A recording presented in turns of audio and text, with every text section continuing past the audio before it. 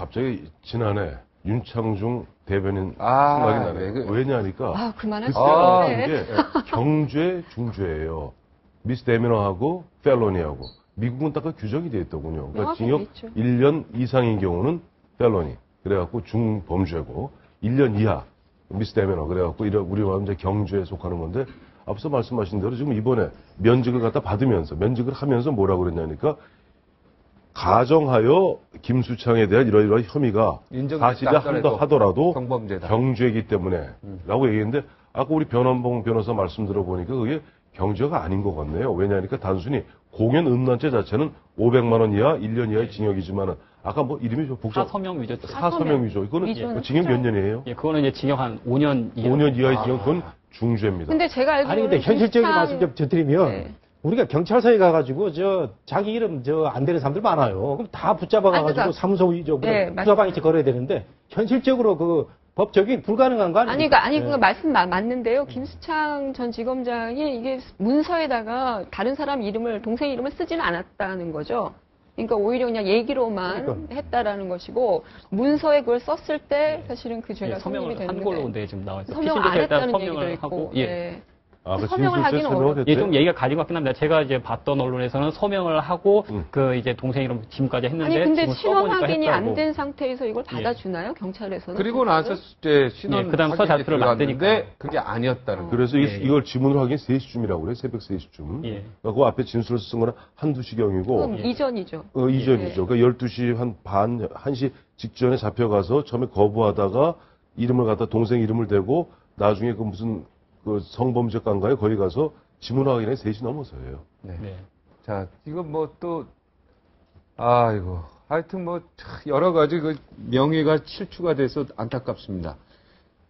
개인적으로. 검찰의 명예도 실추가 됐고요. 네, 김수창 이 지검장 개인의 명예도 실추가 돼서. 그런데 이런 거 같아요. 네, 이번 일을 계기로 좀 고위공직자들이나 다 정신 좋은, 제대로 된 정신을 좀 가져야 되고. 고위공직자도 고위공직자. 건강한 정신을 가져야 그러면 물론 그래야죠. 그렇게 돼야 되고. 일단 그런 부분에서 검찰이 이런 부분에서 좀, 뭐랄까 쭉 하면 아까도 그 제목 나온 대로 검찰이 보면 또 제 식구 감싼다 하는 이야기가 보편적 생각으로 들어가게 되면 검찰이 전혀 신뢰를 잃게 돼요. 그러니까 의원 면직 처리한 거 이렇게 속전속골로 한 거는 정말 뭔가 의혹이 많이 있어요. 아무래도. 근데 저는요, 이번 사건을 법적으로도 들어볼 필요가 있지만 우리 그 사회학적으로 한번 분석을 해보면 우리 사회에 그 바바리맨들이 의외로 많습니다. 아까 많이 보셨다고 하는데 저도 공기업에 있을 때 한번 제 비서가 출근하면서 거의 울고 들어왔어요. 왜 그러냐 그랬더니 출근길 신호등 앞에서 그런 공연 음란을 하고 있더라 해가지고 그래서 제가 친구를 하지 그랬냐 그랬더니 놀래가 못했다 이런 얘기인데 고위공직자가 이번에 그런 공연 음란 혐의를 했기 때문에 더 문제가 된 거 아니겠어요? 그래서 공직자라면 정말 말 한마디, 행동 하나하나가 중요하다는 느낌 많이 갖고 있는데 고위 앞에 고위가 붙습니다. 고위, 차관급입니다. 옛날에 카터 대통령은 말이죠. 대통령 선거에 출마해가지고 여러 가지 연설 중에 어떤 종교관 이런 얘기를 하다가 나는 미인을 보면, 이쁜 여성을 보면은 욕정이 생긴다 이런 표현을 했었어요. 그것조차도 자기의 어떤 머리 안에 있는 생각을 표현을 한 것 가지고도 비난을 많이 받았거든요. 그래서 저는 앞으로 고위공직자가 될 사람들은 정말 이 성에 관한 이 단어에 대해서는 조심하고 또 조심할 필요가 있다. 이런 걸 많이 느낍니다. 그래서 궁금한 게 하나 여비서가 지금 울고 왔다고 그랬잖아요. 근데 아침부터 그렇게 공연이 음란하게 하는 사람들이 있나 보죠? 그러니까 저도 상당히 충격을 받았습니다. 그건 좀 진정하시고 저는요. 더 이상 이제 그렇게 좀 디테일하게 얘기를 안 했으면 좋겠다. 저는 아까 이제 아마 좀 뭐라고 비판하실지 모르겠으나 이 고위공직자들의 일련의 개인적 일탈행위, 그리고 우리가 지금 이제 군부대에서 이루어지는 사병들과 이런 사병들의 일탈행위라고 얘기할 수 있는 것들이 사실 그냥 개인의 행위로만 우리가 치부하고 넘어간 것이냐. 제가 볼 때는 이런 사람들이 일하고 있는 그 조직의 문제를 생각할 수밖에 없는 거예요. 박근혜 대통령께서 비정상의 정상화도 얘기하셨는데 그냥 이게 과연 우리 검찰, 우리 국가의 최고 기구들, 검찰 또 군대 이런 기구들이 지금 건강하냐. 국정원 역시 마찬가지고요.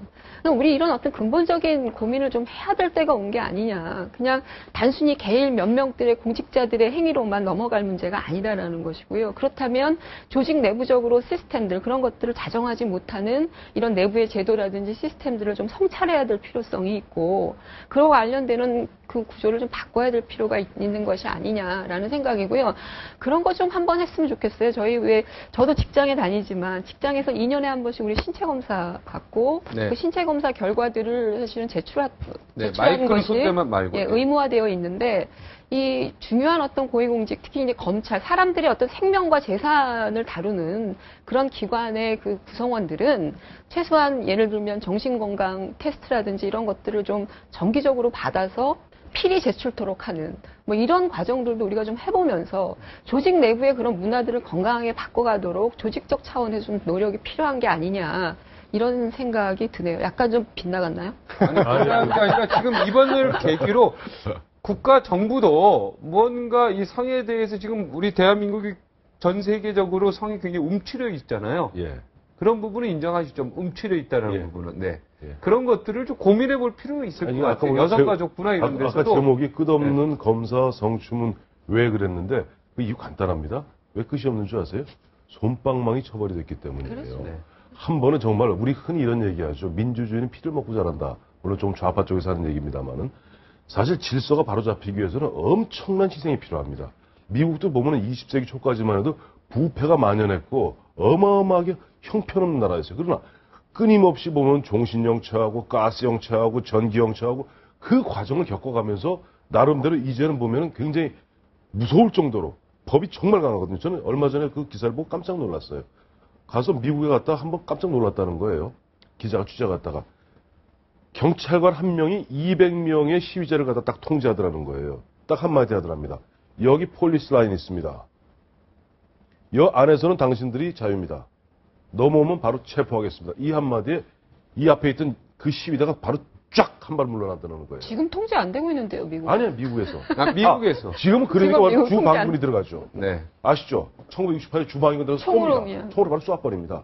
바로 그런 엘레바마잖아요. 그 총으로 다 쏴버리잖아요. 그런 과정 겪으면서 그 피를 보면서 결국은 질서가 바로 잡히는 거고 그런 측면에서 이번에 검찰, 이 김수창. 아니, 제가 아까 4년 만에 지금 벤지어 검사부터 얼마나 많은 검사, 여자, 성과 관련된 검사들이 나왔어요. 심지어 검찰총장이 본회자까지 나오고 결국 부전 하다가 결국 올 초에 나왔잖아요. 확정됐잖아요. 법원에서 나왔잖아요. 유전자 확인 결과 맞다. 자, 이쯤 되면은 이번에 김수창 검사 이렇게 나왔을 때는 그냥 좋은 게 좋다는 식으로 넘어갔으면 저는 안 된다고 봐요.